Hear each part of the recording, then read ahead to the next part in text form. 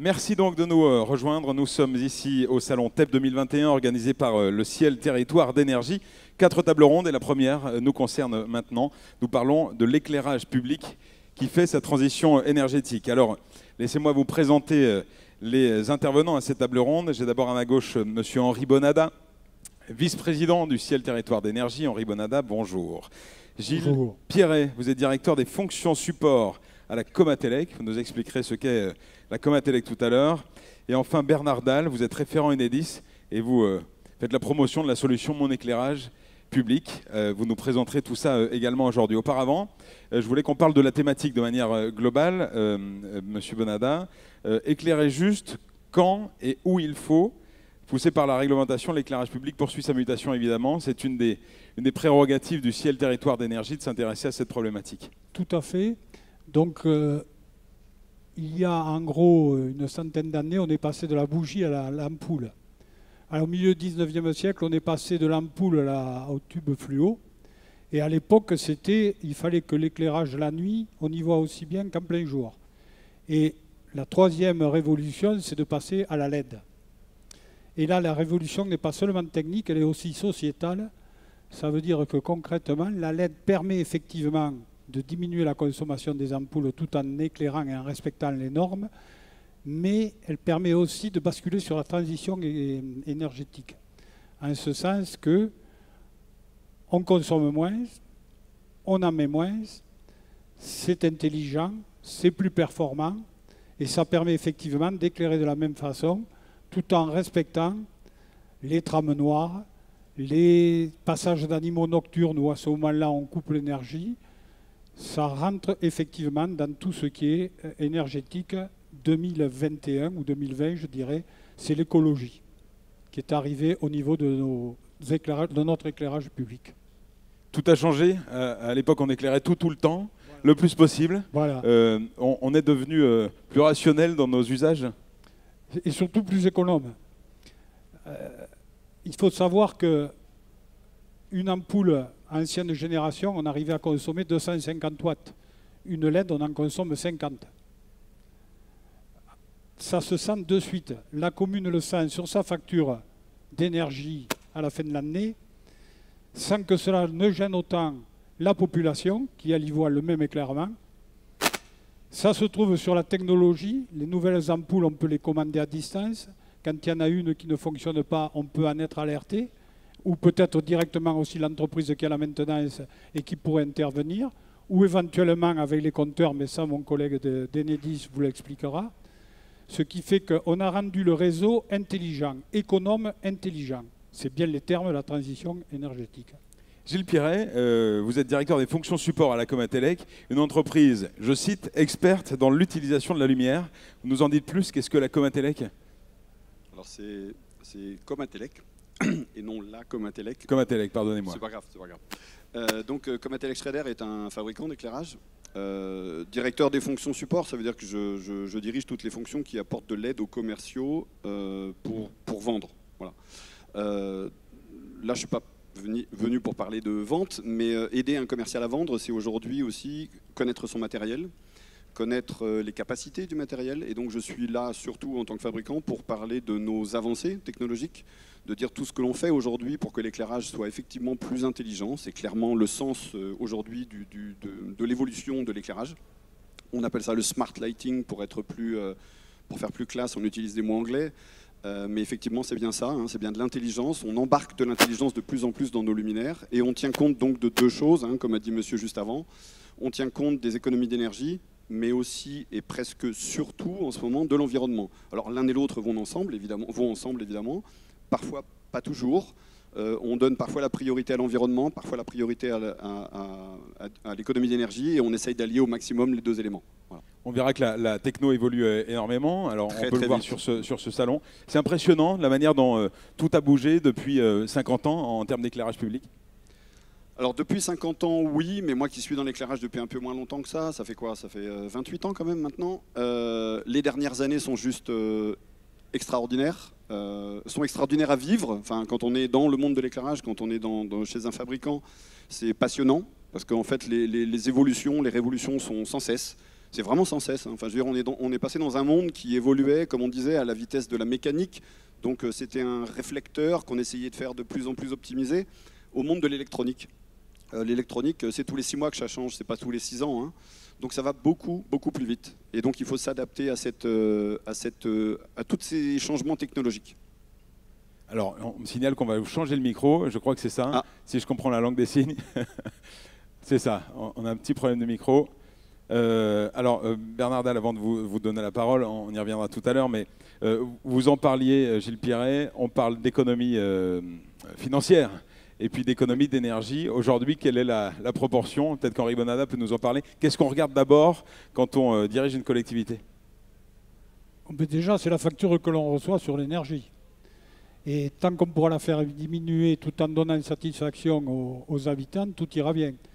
Mais ce n'est pas uniquement le passage d'une vieille ampoule à la LED. C'est aussi regarder l'éclairage de manière différente. Avant, on mettait des poteaux tous les 30 ou 50 mètres, des mâts d'éclairage. Maintenant, il faut le regarder sous l'aspect de dire on laisse la même qualité d'éclairement, mais on diminue le nombre de poteaux. J'en ai pour preuve, sur le territoire, on a Loire-Forêt arrondissement, le Montbrisonnais. Sur 2 mandats, ils vont avoir moins 4200 mâts. C'est impressionnant.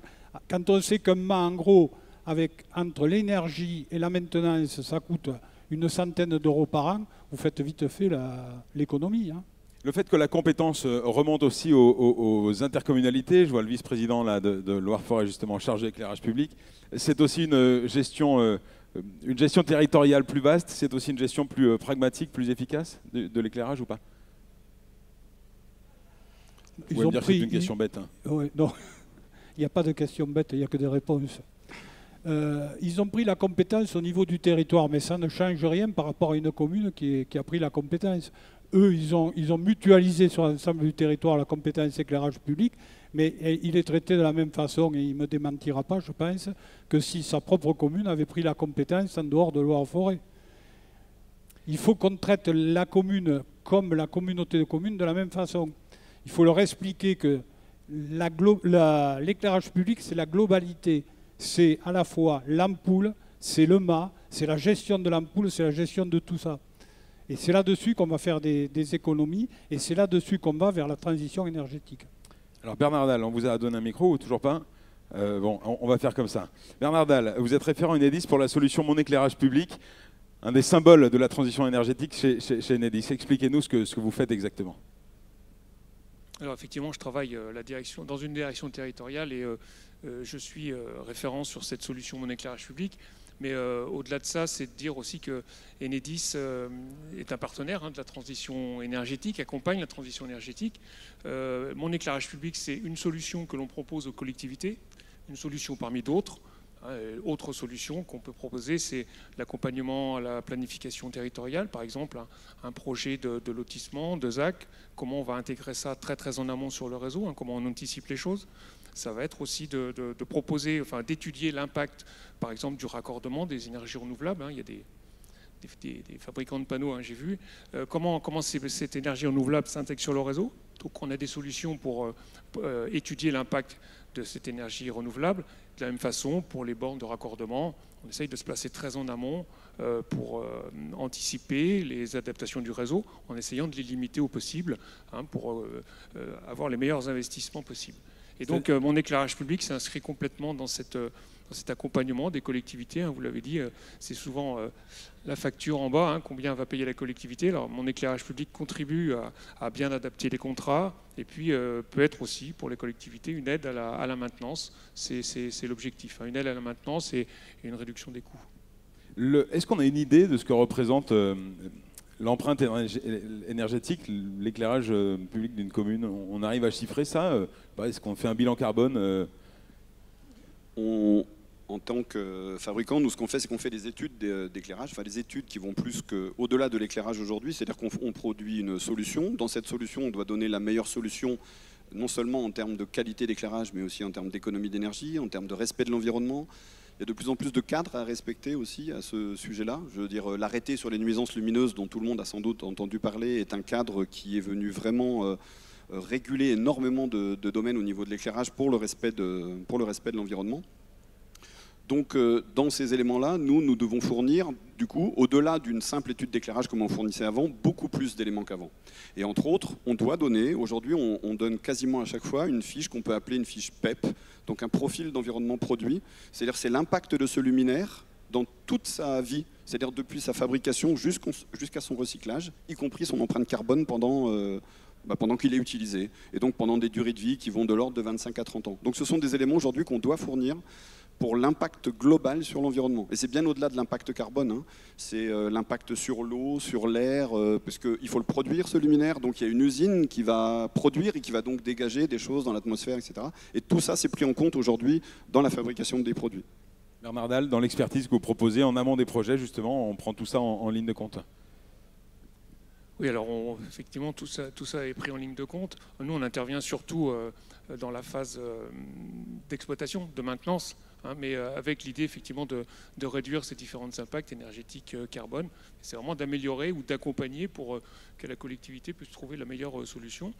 L'exemple, hein, alors en quelques mots, comment fonctionne cette solution, hein. Vous savez que quand les lampadaires sont démarrés, hein, la courbe de charge ou de puissance est relativement constante. Et on vient vérifier tous les écarts, hein. Et si on est en écart par rapport à la puissance maximale ou par rapport à la consommation habituelle, on se dit qu'il y a quelque chose de pas normal. Et à ce moment-là, on alerte le gestionnaire du réseau d'éclairage public. Donc on s'appuie sur la remontée des données de consommation, hein, des points d'éclairage public, hein, remontée de données de consommation grâce au compteur communicant, hein. Donc le compteur communicant nous permet d'avoir tous les jours la courbe de charge, les puissances appelées et le fonctionnement global de ce point d'éclairage public. Et donc, grâce au compteur communicant et cet apport sur la vision des consommations, on peut apporter des solutions à J+1. Voilà. Justement, les objets connectés, alors ce sera l'objet d'une autre table ronde demain, mais évidemment, on est complètement dedans quand on parle d'éclairage public. On a parlé de Linky, mais voilà, ça englobe tout un tas de paramètres. C'est clair qu'aujourd'hui, un luminaire ne doit plus être vu comme un luminaire uniquement. Encore avec ces fameux mots anglais, on parle de beyond the lighting maintenant, c'est-à-dire au-delà de l'éclairage. L'éclairage est un support, mais ce support est connecté, et donc il est l'élément en fait d'un réseau relié à un serveur auquel on peut demander tout un tas d'informations différentes. Aujourd'hui, nos luminaires peuvent servir de base pour compter le trafic et puis faire remonter ces informations. Au-delà de la remontée simplement sur l'éclairage, hein, sur la consommation, sur les pannes éventuelles, etc., on peut aller bien au-delà de ça. D'être relié à des boucles de comptage, comme je viens de dire, pour justement déterminer le trafic, de savoir à quel endroit il faut passer, à quel moment il faut passer à quel endroit, etc. Donc oui, les luminaires deviennent intelligents, mais au-delà de l'intelligence, ils sont connectés et permettent d'amener des informations partout qui sortent bien du domaine de l'éclairage. Par exemple ? Justement, comme je vous dis, par exemple, le fait de compter la circulation quelque part. Enfin, un luminaire d'éclairage public n'est pas fait pour ça au départ. Ils sont même support de haut-parleurs, d'antennes Wi-Fi, de prises de branchement pour les véhicules électriques, etc. etc. Donc c'est vraiment un élément du mobilier urbain, donc qui fait partie de la ville et qui sert à bien plus qu'à l'éclairage aujourd'hui. Henri Bonada, on va parler du département de la Loire qui concerne le ciel territoire d'énergie. Est-ce qu'il y a des exemples particuliers, des cas concrets de solutions d'éclairage public innovantes? Alors je crois que c'est sur la commune de Marcilly-le-Châtel, au fur et à mesure qu'un piéton avance, l'éclairage s'allume puis s'éteint derrière lui. Pareil pour les voitures, sur des mâts qui, je crois, sont solaires. C'est ce qui se fait à Marcilly-le-Châtel. Alors j'ai vu le maire qui était par là.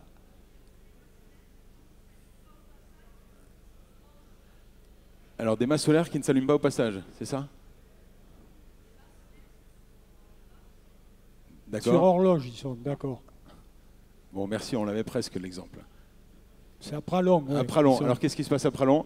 Là, ça s'allume en fonction du passage. Attendez, regardez, je vais venir vous voir. Il y a une expérimentation à Pralong, il s'allume au fur et à mesure que le véhicule ou un piéton avance. Oui, Gilbert Vasselon, responsable du service éclairage public au ciel, justement. C'est à Pralong où il y a une expérimentation qui va se mettre en place, justement, pour que sur un secteur bien déterminé, les lanternes puissent avoir chacun un détecteur, avec en plus un abaissement, enfin tout un tas de choses qui fait que effectivement quand la personne arrive ou la voiture, ça puisse se détecter et éclairer juste ce qu'il faut quand il faut. Voilà. Si je peux me permettre un commentaire justement Bien sûr. sur ça, pour parler des évolutions technologiques sur les détections. On est parti de la détection infrarouge, j'allais dire toute bête, c'est-à-dire qui se permet de voir si quelqu'un passe ou ne passe pas. Aujourd'hui, de plus en plus, on évolue avec ça. On va vers la reconnaissance de forme, donc on va agir différemment si c'est un chat qui passe, si c'est une voiture ou si c'est un piéton, pour réagir différemment et donc être plus efficace. Ne pas allumer juste pour un chat. Un chat n'a pas besoin de l'éclairage public. Ah bon? Un chat ne voit pas la nuit? Non, non. Donc voilà, ça c'est intelligent. Il y en a ce qu'on appelle aussi maintenant le biodynamisme. C'est-à-dire qu'il y a même des détecteurs. Alors aujourd'hui, c'est surtout les chauves-souris qui sont pris comme exemple, mais si on détecte une chauve-souris, le luminaire passe en lumière plus orangée, qui gêne moins les chauves-souris. Et quand la chauve-souris est passée, il se remet en mode éclairage public piéton, donc en lumière plus blanche, plus efficace pour le piéton. Donc on peut faire du biodynamisme grâce à la détection, par exemple, aujourd'hui. On parle des usagers. Alors évidemment, j'imagine quand on éteint ou quand on modifie l'éclairage public dans une commune, ça vient taper à la mairie, non ou pas? Parce qu'évidemment, le confort des usagers, là aussi... Ça vient taper à la mairie s'ils s'en rendent compte. Ce que je disais tout à l'heure, c'est que dans le cadre de la transition énergétique, il ne faut pas uniquement regarder l'ampoule, il faut aussi regarder le nombre de mâts. En moyenne, il faut 18 mâts pour 100 habitants. Alors vous calculez vite fait, à la Loire-Forêt, ils en ont perdu 4200, ça n'a pas bien toqué à la porte, je ne pense pas, et ils ne s'en plaignent pas. La commune de Bar, je crois qu'elle a 400 ou 500 habitants, il y a 14 ou 15 mâts. Alors, un des moyens pour éviter que les habitants viennent taper à la porte de la mairie, c'est justement ce qu'on propose avec la solution Mon éclairage public. Je parlais des écarts sur les courbes de consommation et de puissance. Ça veut dire qu'on va pouvoir détecter avec une baisse de consommation qu'il y a quelques lampes, un départ d'éclairage public qui est déclenché. Donc à J+1, le gestionnaire du réseau d'éclairage public va savoir qu'il y a une anomalie sur ce départ-là ou sur ces lampes-là et va pouvoir intervenir aussi vite qu'il pourra ou aussi vite qu'il le voudra. Mais en tous les cas, très souvent, avant que la panne soit signalée par les habitants. Donc ça pourra éviter justement les sollicitations des élus. En tous les cas, c'est le sens du développement qu'on veut donner à ce service. Gilles Pierret, est-ce qu'on pourrait imaginer un éclairage public complètement vertueux et neutre énergétiquement?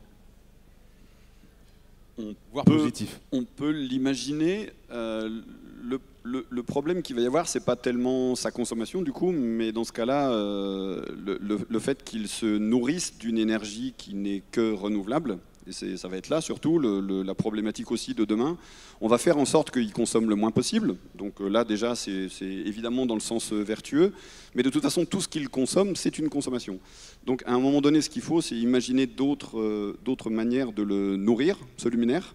Donc là, il y a le solaire, vous l'avez abordé. Le solaire est quelque chose dont on parle aussi de plus en plus, même si le solaire, malheureusement, la France, c'est peut-être pas le pays le mieux servi un peu partout. Donc il y a des endroits où fatalement, j'ai entendu, on le met sur horloge, on le met sur détecteur, parce que sans horloge, sans détecteur, un mât solaire, il éclaire pas toute l'année, c'est clair. Enfin, l'hiver, on oublie. Alors après, on peut s'en passer peut-être, mais aujourd'hui, si on veut rendre le service toute l'année, c'est pas possible. Il reste le problème des batteries, etc. Donc il y a quand même encore des problèmes à se poser aujourd'hui pour savoir comment on peut se nourrir.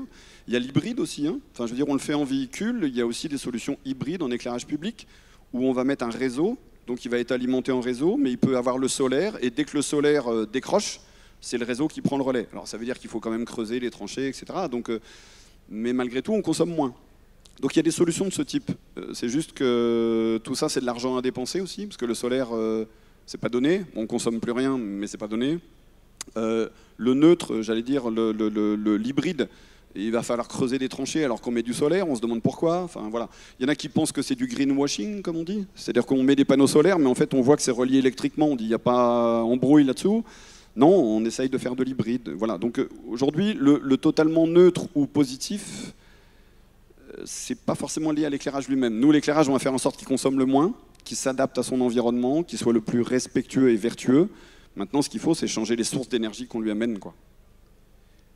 Au niveau de la disparité entre villes et villages, les problématiques sont les mêmes ou pas en termes d'éclairage public? On pourra plus facilement dans un village faire l'extinction la nuit ou la réduction d'éclairage que dans une métropole, hein, c'est clair. Oui, c'est plus facile. La disparité, elle est là. Hein. Je me vois mal Saint-Étienne couper l'électricité la nuit, quoi. Voilà, c'est tout à fait. C'est exactement ça. Aujourd'hui, voilà. Alors moi, je suis de région parisienne. Quand on parle de Paris, on n'imagine pas Paris s'éteindre non plus. Mais bon, après, il n'y a pas que Paris non plus. Mais n'importe quelle grande métropole qui éteint le centre totalement la nuit, c'est pas imaginable. Voilà. Après, il y a des problèmes de sécurité quand même. Hein. On a beau les mettre un petit peu plus de côté en ce moment. Il y a quand même des problèmes de sécurité liés à cette absence d'éclairage dans des zones urbaines et fortement habitées. C'est sûr qu'en rural, si on veut s'adapter à la présence, c'est normal qu'on éclaire moins. Par contre, ce que je pense, c'est que la technologie aujourd'hui est capable de s'adapter. Donc je pense que c'est dommage d'éteindre complètement, alors qu'on est capable de rendre le service avec de la détection. Aujourd'hui, la détection, ça devient de plus en plus commun. Hein. Donc le fait d'éteindre quand il n'y a personne, mais de rallumer quand il y a quelqu'un, même en rural, il peut y avoir aussi une personne qui passe et qui a peut-être besoin d'éclairage. Ça évite de renouveler le parc tout de suite. C'est la solution voilà. la plus rapide. Je pense que ce qu'il faut, c'est réussir à piloter l'éclairage plus. Moi, ce que je prends toujours comme exemple, c'est on ne peut pas imaginer un radiateur où il y a on-off, sans thermostat. Ça serait complètement délirant. Bah, pourquoi l'éclairage, on fait que du on-off? Il faut un thermostat de l'éclairage. Voilà. Le ciel soutient justement les communes dans leur réhabilitation de l'éclairage public. Le ciel a fait son propre plan de relance. Nous avons voté au dernier conseil syndical 1,5 million d'euros dédiés uniquement à l'éclairage public par des aides supplémentaires aux communes, ce qui fait qu'on a diminué leur participation sur l'amélioration de l'éclairage public. C'est un gros succès puisque en quelques jours, pour pas dire même pas un mois ou deux, on a 91 délibérations qui sont arrivées. Les communes veulent effectivement faire quelque chose à l'éclairage public.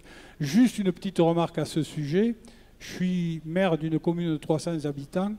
La facture énergétique d'éclairage public était de 3 500 € l'an. On est passé en LED, avec réduction à 50% la nuit. D'ailleurs, je ne sais pas si je ne vais pas réduire tout le temps à 50%. On en est à 900 €. Forcément, ça se voit tout de suite. No comment. Bernard Dalle, sur les pratiques, l'évolution, on en est où du nombre de chantiers que vous accompagnez en termes de développement durable, transition énergétique? Est-ce que vous sentez qu'il y a un frémissement ou plus que ça? C'est plus qu'un frémissement, c'est une révolution dans l'activité. Vous savez que par exemple, toutes les installations de production d'énergie renouvelable il faut évacuer l'énergie produite. Et elles sont toutes, ou 95% en tous les cas, pratiquement, sont raccordées sur les réseaux de distribution. Donc ce sont autant d'installations à raccorder. Donc on raccorde des installations en consommation, mais beaucoup en production. Donc c'est effectivement une évolution qu'on sent très très nettement sur nos raccordements. Autre exemple, j'en parlais tout à l'heure, c'est aussi le raccordement, et on sent le besoin là, de plus en plus important de raccordement de bornes de véhicules électriques, de recharge, là aussi des demandes de raccordement. Voilà comment l'illustration pour le métier de distributeur de la transition énergétique et de cette envolée de production renouvelable ou d'autres usages de l'électricité. Ouais. Gilles Pierret, allez-y. Non, mais je voulais rebondir aussi là-dessus. En tant que directeur du bureau d'études d'éclairage, je vois beaucoup d'études arriver, évidemment. Et par rapport aux solutions qu'on apportait avant, c'est ce que j'ai dit un peu en préambule, avant c'était juste la solution d'éclairage, point. Là aujourd'hui, on met, c'est une étude presque sur 3, je dirais, où on met de l'intelligence, de la détection. Avant, c'était une sur 50, 100, je sais pas. Enfin, c'était on était un peu extraterrestre quand on demandait une solution connectée. Aujourd'hui, ça devient standard. Je dirais même que même quand il y en a qui nous achètent le matériel sans la connexion, ils les demandent connexion ready. C'est-à-dire que les luminaires sont vendus déjà avec un nœud de connexion qui permet de venir le jour venu avec un nœud qui va permettre de connecter le luminaire. Donc on les achète connectables, je dirais. Voilà. Pas forcément connectés tout de suite. Et ça, c'est de plus en plus, parce qu'on a conscience que l'éclairage de demain, surtout qu'on n'installe pas un luminaire pour les 3-4 années à venir, mais pour bien plus que ça. Donc comme on sait qu'aujourd'hui on investit pour l'avenir, on veut systématiquement des luminaires qui seront, s'ils ne sont pas intelligents aujourd'hui, qui peuvent être intelligents demain. Ça facilite aussi la gestion au quotidien des collectivités, voilà, l'IA, la connexion des systèmes. Là, les collectivités pourraient en parler, mais nous, de notre côté, ça c'est clair que ce qu'on voit dans les solutions qu'ils ont proposées aujourd'hui, c'est évident. C'est-à-dire qu'avant, on avait de l'intelligence, de l'auto-intelligence, c'est-à-dire que les luminaires s'autogèrent et ne font rien d'autre. Maintenant, aujourd'hui, on a de la montée d'informations, de la remontée d'informations possible. Sur un écran, on voit tout notre parc, tout le parc de la commune. On peut cliquer sur un luminaire, savoir sa consommation, quels ont été ses problèmes. Voilà. Donc, ça facilite clairement la maintenance. Maintenant, ça, c'est point de vue fabricant. Sans doute que les communes peuvent en parler encore mieux que ça. Mais c'est fait pour ça, en tout cas, clairement. Avec la possibilité d'avoir un serveur central pour gérer son éclairage public demain, quoi. Oui. Oui, alors pas directement en lien avec l'éclairage public, mais je rebondis sur les objets connectés et sur l'intelligence des nouvelles technologies. Le réseau de distribution d'électricité est désormais complètement numérique, avec l'apport des compteurs communicants, mais en tous les cas avec toute la chaîne qui accompagne les compteurs communicants, les concentrateurs et toutes les informations qui remontent, qui sont traitées, que ce soit les données de consommation, mais aussi les données réseau, des données de tension en temps réel, des remontées d'informations pour aider à la localisation des défauts sur le 20 000 volts, mais maintenant aussi des défauts sur la basse tension. On est maintenant capable de détecter des défauts avant que les clients ne nous appellent en basse tension, notamment sur des variations de tension sur des cas particuliers. Donc cette intelligence est aussi sur le réseau grâce au système communicant. Henri Bonada, sur la facilité d'exploitation et d'usage. Mais c'est tout simple. Si vous avez une ampoule qui vous avertit qu'elle est HS, c'est idéal. On n'a même pas besoin. Ici, en même temps, elle va directement, elle est reliée avec un contrat de maintenance à l'entreprise qui l'assure. Ils peuvent dépanner de suite. C'est l'avenir. Il faut communiquer. Les ampoules communiqueront. On aura peut-être un peu moins de boulot, mais bon. Tant qu'à faire. Tant qu'à faire. On fera du temps pour autre chose. Gilles Piret, on a parlé des 30 dernières années. On imagine les équipes R&D qui travaillent sans cesse pour inventer l'éclairage public de demain.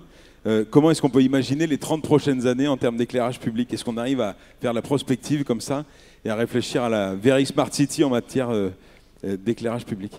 On a quelques idées, même si des révolutions là, peuvent toujours arriver. On est très loin là déjà. Déjà, la LED telle qu'elle est aujourd'hui, ce sera peut-être plus ça. Alors quand je dis demain, c'est peut-être pas demain, mais après-demain.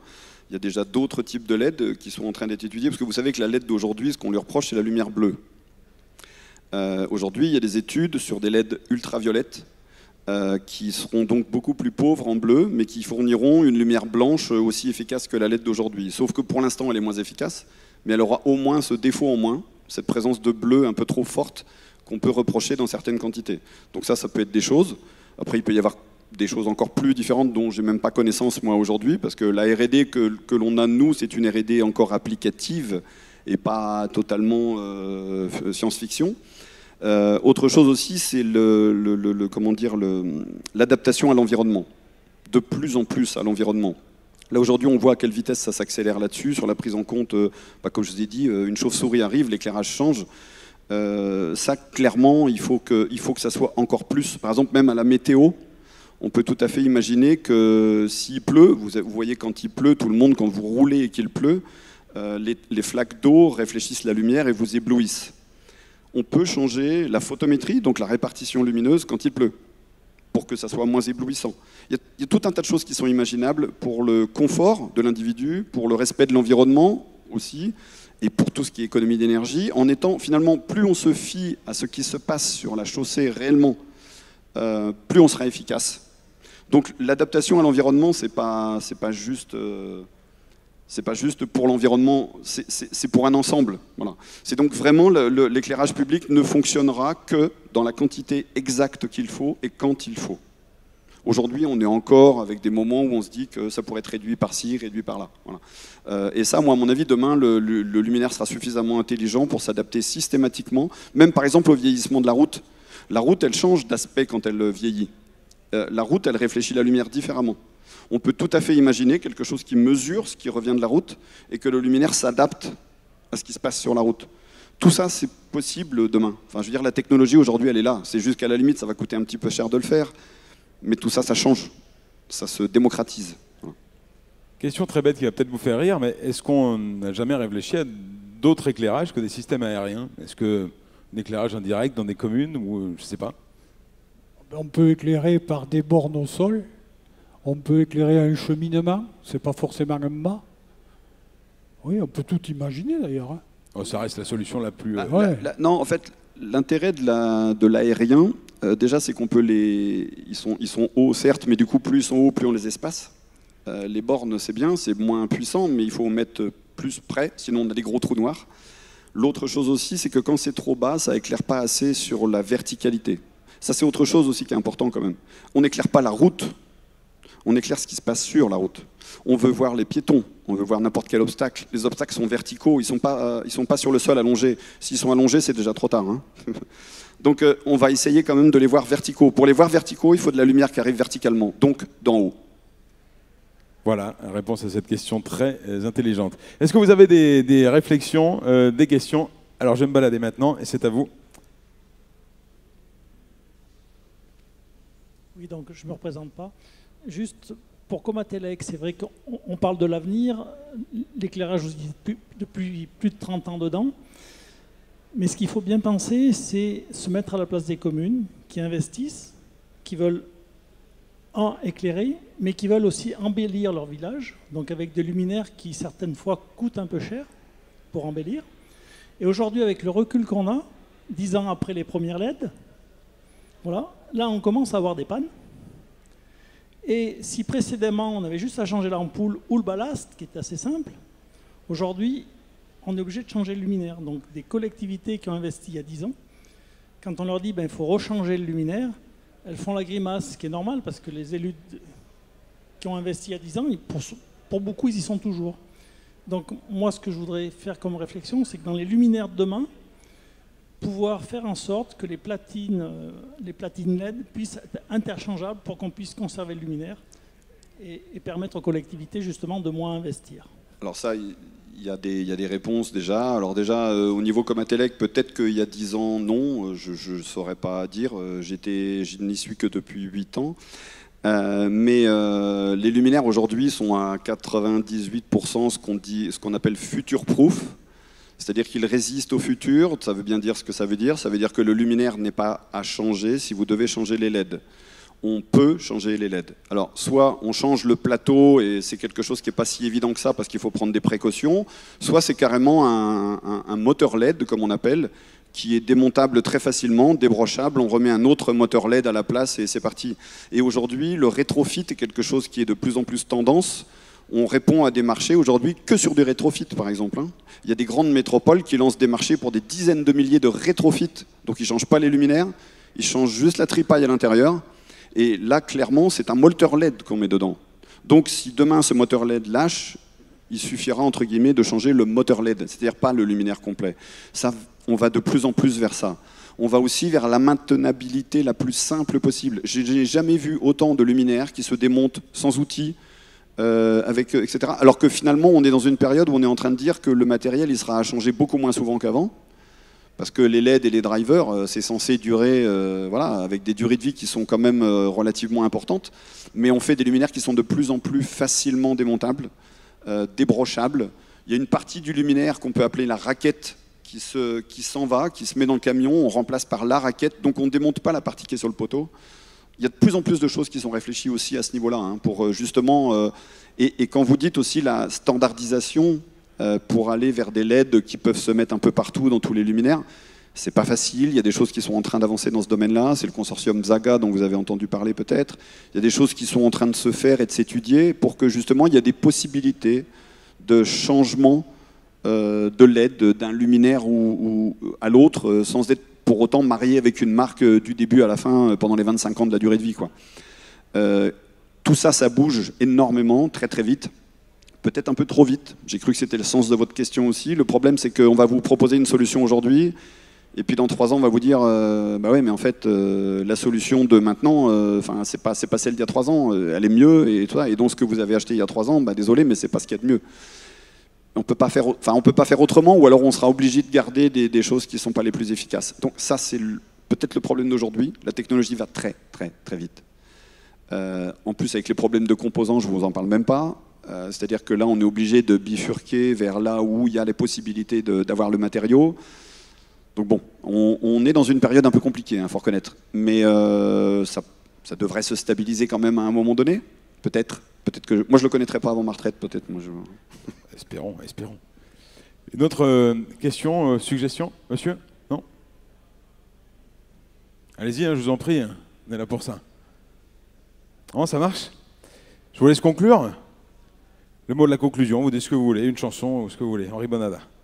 Écoutez, moi j'encourage les communes à profiter du plan de relance ciel pour modifier leur éclairage public, sachant que dans les 2 ans, on s'était promis de ne plus avoir d'ampoules d'une puissance supérieure à 100 watts. Si on n'a même pas de 50 watts, ce serait encore mieux. Donc il faut profiter de ce plan de relance. On aide les communes pour ça, c'était le but. Et effectivement, comme l'a dit mon voisin, la technologie avance tellement rapidement qu'effectivement, on peut hésiter des fois. Mais n'hésitez pas, il faut se lancer. C'est comme un ordinateur il y a 20 ans. Vous l'achetiez, et puis au bout de 6 mois, vous disiez, mais non, il est plus bon, il faut en changer, quoi. Pensez au premier Amstrad, et puis au Minitel. Et voyez, on en est aujourd'hui. Dans l'éclairage public, c'est un peu pareil. Faites le saut, n'hésitez pas. Et puis vous en porterez que mieux. Les factures à la fin de l'année sont nettement plus basses. Merci beaucoup. Bernard Dalle. Oui, je voulais juste dire à M. Bonada que les équipes d'Enedis étaient à disposition du ciel pour vous proposer la solution Mon éclairage public, hein, d'autant plus que c'est des services qui sont gratuits, donc si ça peut apporter un plus dans votre gestion d'éclairage public, c'est bien volontiers. Je vous invite à aller voir sur le net d'ailleurs, là il y a des tutos, des vidéos très bien faites sur Mon éclairage public. Merci beaucoup, Gilles Piret, un mot pour conclure. On vit une époque passionnante, donc j'espère que ça va durer encore un certain temps et que les ruptures de composants ne vont pas nous pourrir trop la vie, parce que malgré tout, c'est quand même beaucoup de l'électronique, tout ça. Mais à part ça, effectivement, je rebondis juste sur la notion de l'ordinateur. Effectivement, c'est une très belle image. Beaucoup de gens n'achetaient pas d'ordinateur parce qu'ils disaient qu'ils attendaient la génération d'après qui va être mieux. Faites pas ça en éclairage public, sinon vous ne changerez jamais. Ça évolue très vite, mais c'est pas pour ça qu'il ne faut pas prendre celle qui est là aujourd'hui. Celle qui est là aujourd'hui, elle est déjà mieux que celle d'hier. Alors elle est peut-être moins bien que celle de demain, mais peu importe, vous serez déjà mieux. Voilà. Donc allez-y, n'hésitez pas, c'est l'avenir. Merci 1000 fois à tous les 3 d'avoir participé à cette table ronde. Merci pour la qualité de vos prises de parole. L'éclairage public fait sa transition énergétique. C'est terminé, on se retrouve dans une dizaine de minutes. Comment développer les énergies renouvelables. Merci à tous les 3, merci à vous et à tout de suite.